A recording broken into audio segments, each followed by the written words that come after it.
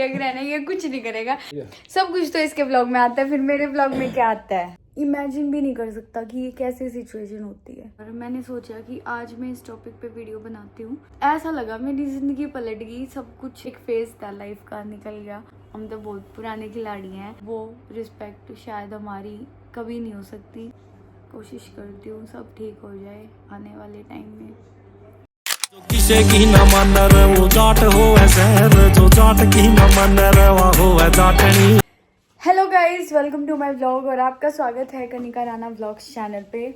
Guys एक काम है जो सिर्फ रोहित ही कर सकता है, मैं नहीं कर सकती हूँ और मैं परेशान हो गई हूँ। आज सूर्य ग्रहण है तो मैं कुछ नहीं करूँगा। है ना, सूर्य ग्रहण है, ये कुछ नहीं करेगा, जो कि इंडिया में है भी नहीं। बहाना चाहिए बस कुछ ना करने का। जितने आप ये देख रहे हो ना, ये सारे सेट हो चुके हैं। हालांकि रोहित की अलमारी भी सेट हो चुकी है और आज तो मैंने सुबह ये वाले 2 ड्रॉर्स थे जो डेली यूज करते हैं तो खराब होते ही हैं, आप कितना ही ठीक कर लो। एक ये वाला ड्रॉर भी बहुत जल्दी अनसेट हो जाता है। तो जो रोहित की अलमारी थी वो अब चल रही है ओवरलोडेड। इतने ज्यादा कपड़े हैं इसके अंदर और वो कुछ ऐसे कपड़े भी हैं जो रोहित अभी नहीं डालता है या वेट कर रहा है कि कब ये पतला हो और कब ये पहने, जो कि मुझे लगता नहीं है पतला आज होगा। कर दूंगा शाम को जाओ। शाम को फुल सेट। सिर्फ रोहित ने ना Full मुंड set। नहीं रुको, सिर्फ इसने ना मुंडी लानी है, ये गुड पहनना है। न्यूज है हमारे लिए यार, एक बहुत जबरदस्त उपलब्धि नहीं मतलब एक अचीवमेंट हमने करी है जो कि मैं आपको दिखाऊंगा ब्लॉग में। ठीक है, सब कुछ तो इसके ब्लॉग में आता है, फिर मेरे ब्लॉग में क्या आता है। मैं भी अब ऐसे ही करूंगी, अपने घर के काम दिखाऊंगी। कपड़े धुल गए थे वो सुखा दिए, अब और डाल दूँ धोने के लिए। जल्दी जल्दी काम करना है क्योंकि फिर उसके बाद हम निकलेंगे, ग्रैंड शुरू हो जाएगा। पता नहीं दिल ऐसा है कि मान ही नहीं रहा है। अब ये चीज़ है तो हमें थोड़ा सा ध्यान रखना चाहिए। और मुझे अपनी टेंशन नहीं है, बेबी की टेंशन है बहुत ज़्यादा, तो मैं नहीं चाहती। थोड़ा सा ध्यान रख लेंगे तो क्या हो जाएगा, है ना। तो ये सारे इतना आऊँगी वापस, इतने सारे धुए पाऊँगी। हाय थक जाऊँ आस्ता ही, मतलब ऐसा हो जाए आजकल अगर मैं ये फ़ोन पकड़े भी रहूँ ना यू ब्लॉगिंग के लिए तो भी हाथ में दर्द होने लग जाए। सारी खीर और दूध वगैरह रख देती हूँ अंदर, जो भी चीज़ें। अभी जैसे गर्मी बढ़ गई है तो ख़राब हो सकती है। अब तक चल रही थी सर्दी तो कोई टेंशन नहीं थी, लेकिन अब सब कुछ फ्रिज में रखना पड़ेगा क्योंकि फ्रिज भी पूरा ओवरलोड हो रहा है फ्रूट्स आता है। उस दिन हम इतने ठा लाए, अरे भी मेरे कचरे को दम तारी हल्की छुटेगी, मेरे कचरे गायब है, मेरा ना कित गए। खाने की सोच रही थी, ढूंढे ना मिले। अब कीवी खाऊंगी और फिर उसके बाद शॉप पे जाऊंगी क्योंकि डाइट का भी पूरा ख्याल रखना है। और बाहर का मैं खा ही नहीं रही, खुद भी मन नहीं करता, तो क्रेविंग्स वाला सिस्टम अभी तक चालू नहीं हुआ है। और एक ने कमेंट किया था, दीदी क्वालिटी वॉल्स की आइसक्रीम मत खाना, तो मैं आइसक्रीम खाती ही नहीं हूँ। आइसक्रीम हम कम ही खाते हैं, जैसे अभी हर्षदी और चुन्नू आ रखे थे तो इसलिए ले आए थे, अदरवाइज हम आइसक्रीम को इतना खा के खुश नहीं है। और मेरे फिर से हाथ में दर्द होने लग गया फ़ोन पकड़े पकड़े। मामा जी और रोहित बातों में लगे हुए हैं। क्या टॉपिक है आज का? यूट्यूब पे हर घंटे में 4 करोड़ वीडियो डलती है हर घंटे में। अच्छा, 24 घंटे में। उसमें हमारा भी योगदान है 2 वीडियोस का। चाय बना दूं मामा जी, लोगे? बना दे, लेगा रोहित? दे ले ना बड़ी बेटी, दे रहा है ना के दिया सबको तेरी आदत का पता लग गया रोहित। 21 पे सूर्य ग्रहण लग जाएगा। हाँ तो कर रही हूँ जल्दी जल्दी। जल्दी साला। चाय बन गई, सारा सामान रख दिया अंदर। और अब मैं, और हाँ मेडिसिन एक रहेगी, बाकी ले ली। ये सब तो भूल है, नहीं ना, मैं सब तो लास्ट में लिया करूँ। ये लेके और निकलते हैं, बहुत लेट हो गए, मतलब ग्रैंड की वजह से। गाइस अभी आपने देखा 2 मिनट पहले मैं बिल्कुल जाने की उस पे थी, और अभी आपको सिचुएशन बताती क्या हुई। इतनी तेज़ वोमिटिंग आई कि मेरे नाक से भी निकली है वोमिटिंग, और अब मेरे को बहुत ज़्यादा बेचैनी हो रही है। मैं अगर किसी के साथ ये हुआ नहीं है ना, वो शायद वो इमेजिन भी नहीं कर सकता कि ये कैसी सिचुएशन होती है, बहुत गंदी। वैसे तो मैं ठीक हूँ अब, लेकिन अब जो मेरे शरीर के अंदर चल रहा है वो किसको एक्सप्लेन करूँ। पहले तो एक बार जाके ग्रहण शुरू हो चुका है और दादी और पापा का फ़ोन आया था कि मिस होइयो मत। तो और ना कुछ काम करना है चक्कू वगैरह से रिलेटेड, और एक दो स्टोरीज़ भी बताई कि वो सच में बिलीव करते हैं इन चीज़ों में, क्योंकि पता नहीं किन की बता रही थी दादी कि जो घर बुढ़ी लेडीज़ बताया करें अगर डिकाड़े की बहू सो गई थी और सच में उसके जो बेबी की आंखें थी वो नहीं थी, तो ध्यान रखेंगे भाई, रिस्क क्यों लेना है ना, इसलिए हम रिस्क नहीं लेंगे और हम for a change book reading करेंगे।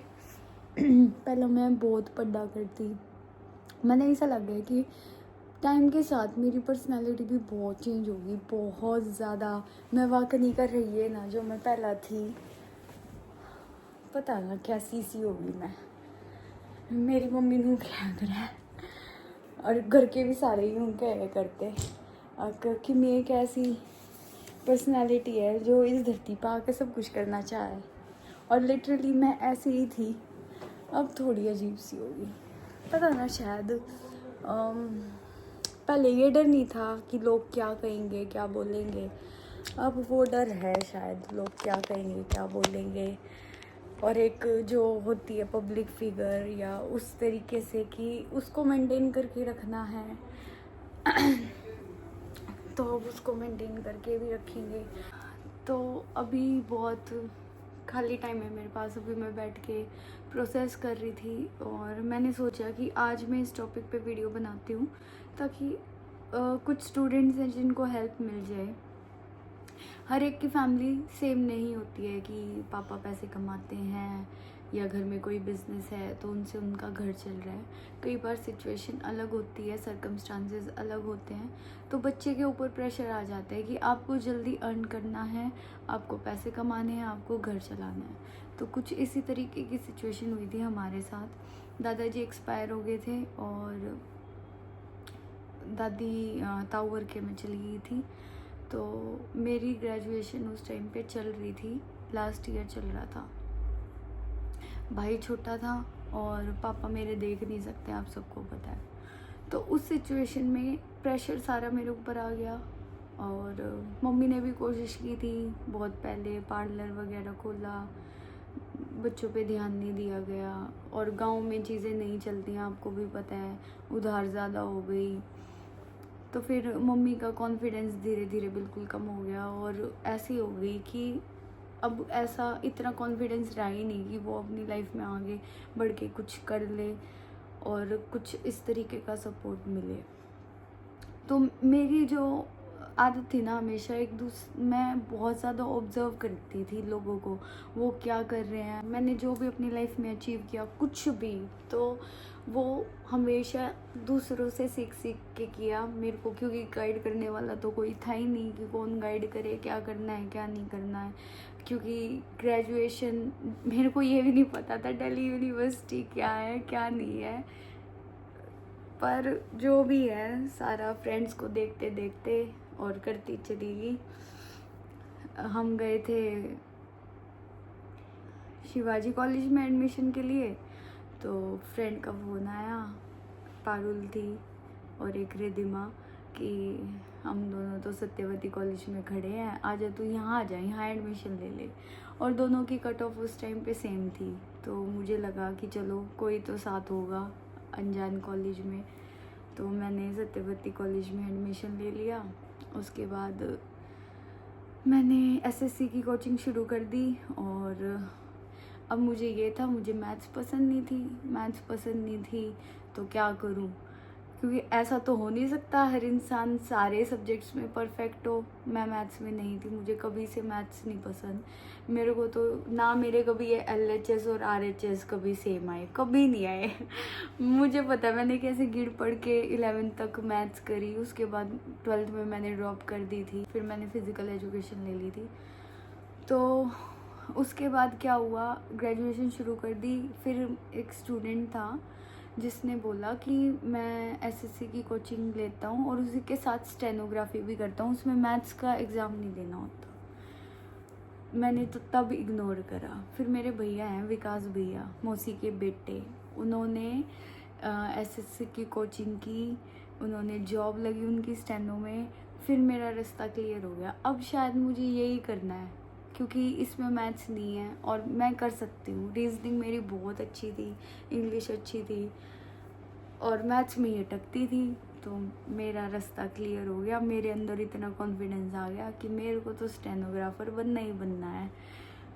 मैंने पेपर दिया, पहला ही अटेम्प्ट, आप मानोगे नहीं, वो मेरा क्लियर हो गया।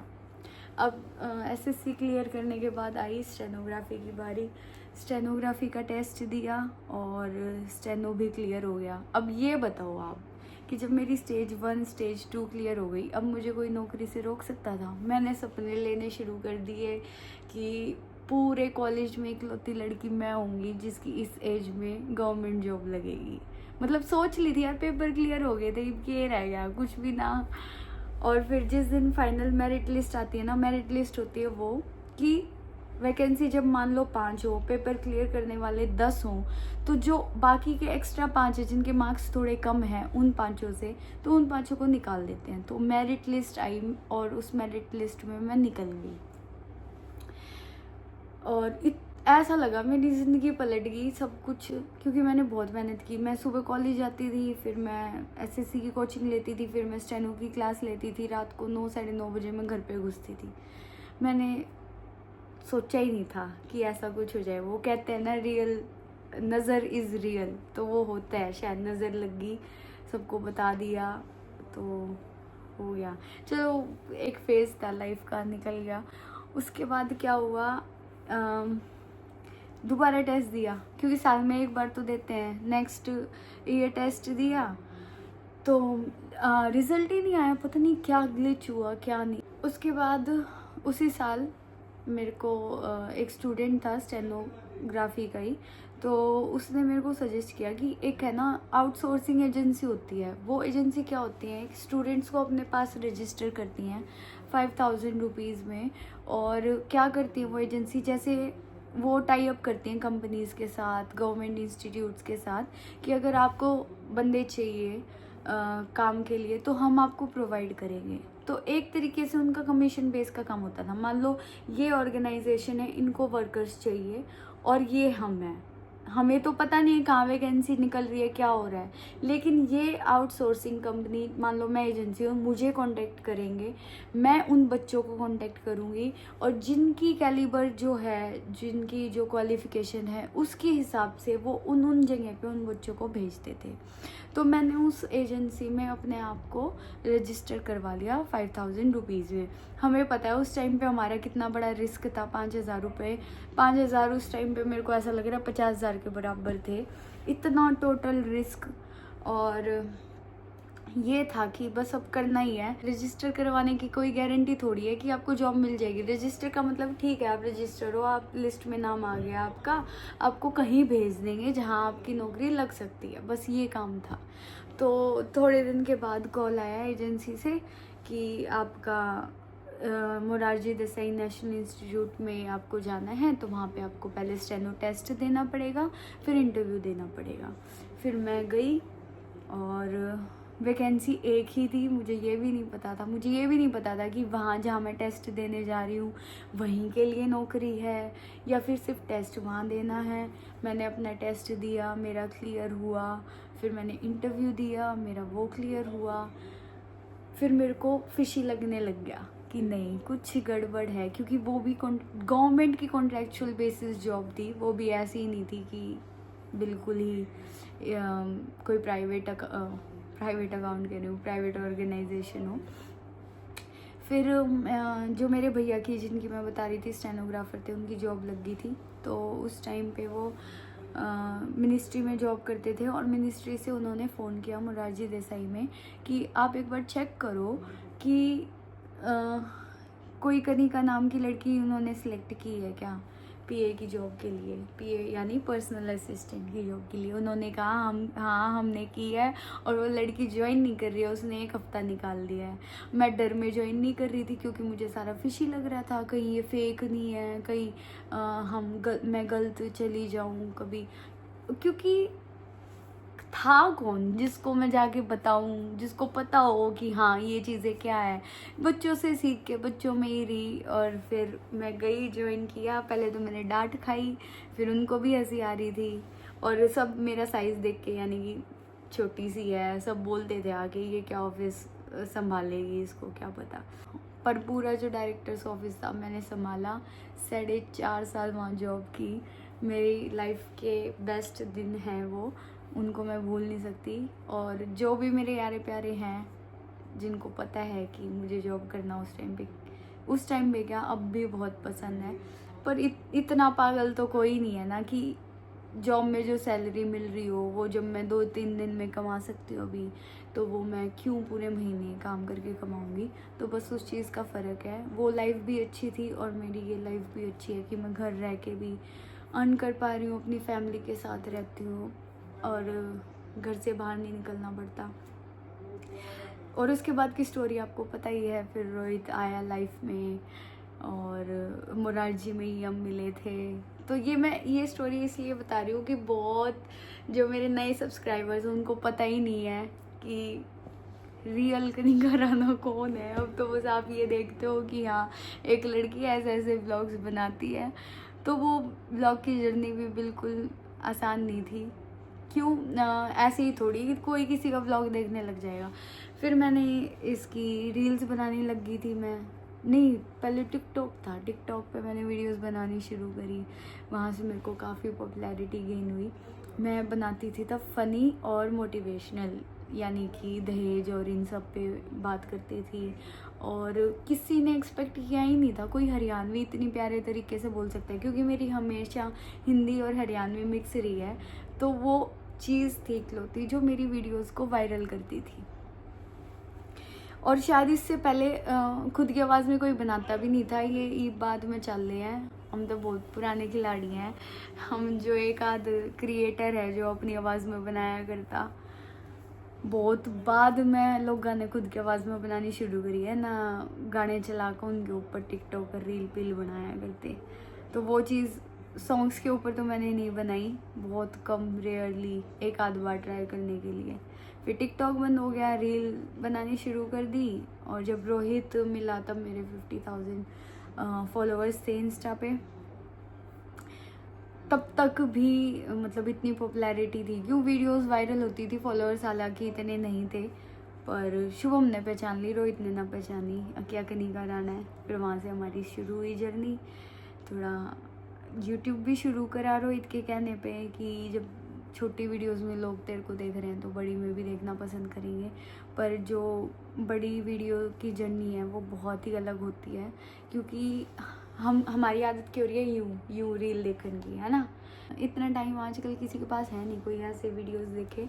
तो आप सब टाइम निकाल पा रहे हो, मेरी बकवास सुन रहे हो, वो बहुत ही अच्छी बात है। उसके लिए थैंक यू सो मच। तो मेन चीज़ ये था, देखो मैं मुद्दा कितना शुरू करूँ और कितने ख़त्म हो जाऊँ। देखो मेरा तो चल रहा है ग्रैंड, तो मेरे पास आज फुल टाइम है आपके साथ अपनी दिल की बात शेयर करने का, है ना। और आप देख भी पा रहे होंगे कि मैं कितना चाह रही हूँ, कितना कुछ शेयर करना चाहती हूँ, पर चीज़ें उस हिसाब से नहीं हो पाती है। कई बार हम नहीं बताते हैं सारी बात जो हमारे दिल और दिमाग में चल रही होती हैं। फिर उसके बाद इंटरव्यू है इन सब चीज़ों के। मैंने अपनी लाइफ में बहुत इंटरव्यू दिए हैं शुरू के दिनों में। अब मैं कोई इंटरव्यू नहीं देती हूँ, जानबूझ के नहीं देती हूँ, क्योंकि वही घिसी पिटी बातें हैं हर जगह। और अपना ही फ़ायदा करना है किसी ने इंटरव्यू लेके, क्योंकि जो मेरे बारे में जाना है वो तो मेरे ब्लॉग्स देख के भी पहचान ले है, जान ले है। तो उन तक के अलग बताऊँ, इसलिए मैं आजकल कोई इंटरव्यू नहीं देती हूँ। तो यही बात बोलूँगी जितने भी स्टूडेंट्स हैं उनको कि आसपास से सीखो, आसपास बच्चे क्या कर रहे हैं उनसे सीखो। आप वेट मत करो कोई आपकी लाइफ में आएगा आपको गाइड करेगा, कोई नहीं आता, सबने खुद धक्के खाने हैं, खुद मेहनत करनी है। और एक और बात, और यो कमान का कीड़ा है ना, मेरे तो शुरू से ही है। जब मैं कॉलेज स्टूडेंट थी ना, 12th में भी थी, तो भी मैंने अपनी ट्यूशन देनी शुरू कर दी थी। बच्चा ने मैंने कभी बैठ के वैसे ना पढ़ाए कि कमरे में आके बैठ के पढ़ाई हूँ, मैं हमेशा होम ट्यूशन देती थी क्योंकि उसमें पैसे ज़्यादा होते थे और मेरे पास टाइम कम होता था, इसीलिए। और मेरे को आज तक याद है मेरी पहली इनकम लाइफ की 12,500 रुपये थी और मैं 12,500 3 बच्चों को पढ़ा के मिलते थे मेरे को। और मेरी सारी पहली इनकम पापा के पास रखी है मेरे ऑफिस की भी, यूट्यूब की भी, ट्यूशन की भी, सारी। तो जितने भी लड़कियां हैं लड़के हैं तो कमाओ, ठीक है। जो शॉर्टकट ढूंढते हैं कमाने का, सब सोचते हैं वीडियोस बनाना, व्लॉग्स बनाना बहुत आसान है, आप पैसे अर्न कर सकते हो। इस चीज़ का मैं आपको पहले भी बता चुकी हूँ और आज फिर से बता देती हूँ। यूट्यूब पे अपनी जो जर्नी शुरू करना बहुत मुश्किल है, बहुत ज़्यादा।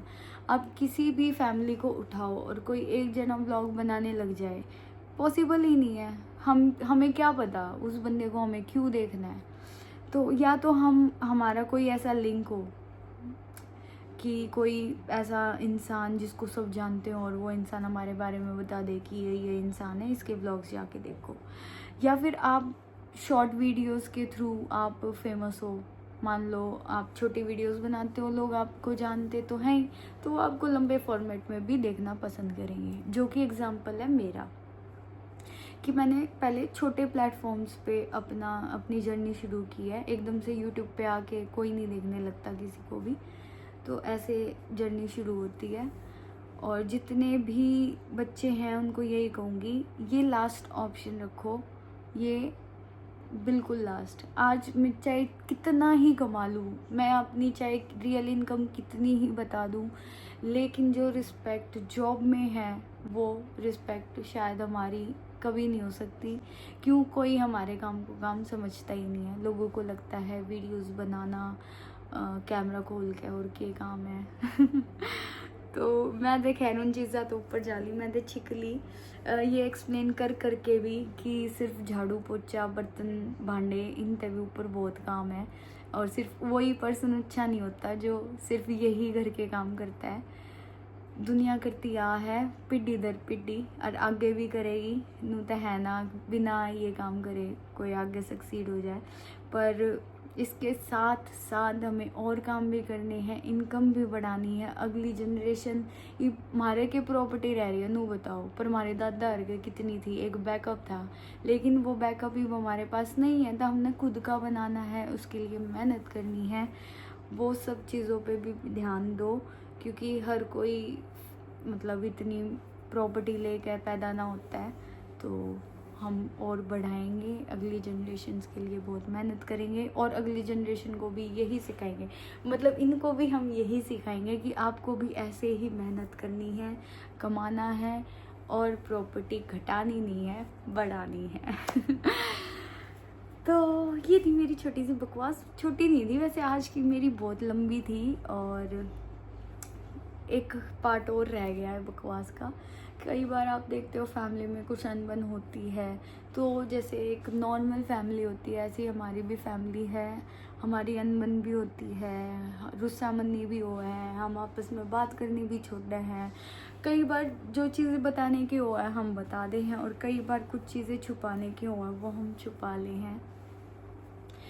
तो आपके दिमाग में कभी किसी भी रिलेशन में लेकर कोई डाउट आ है तो समझ जाया करो, हाँ अब इनका रफ टाइम चल रहा है, ठीक हो जाएगा कुछ टाइम के बाद।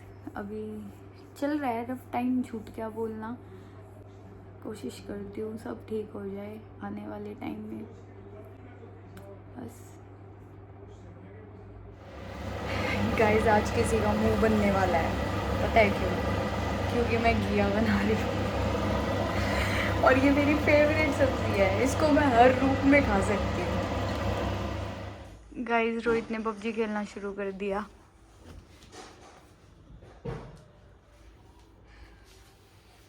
मेरे को स्ट्रेस होगा, रोहित को नहीं होगा। टच है मनीष करेगा। तानू आ गया फोन में, टच है गाइस सबने खाना खा लिया है और बस लेप साफ करके फिर मैं सीधा निकलती हूँ बाहर। हम डेली खाना खाने के बाद बाहर 2-3 राउंड लगाते हैं, तो मैं नहीं चाहती हर्षादी के जाने के बाद हम ये काम करना छोड़ दें।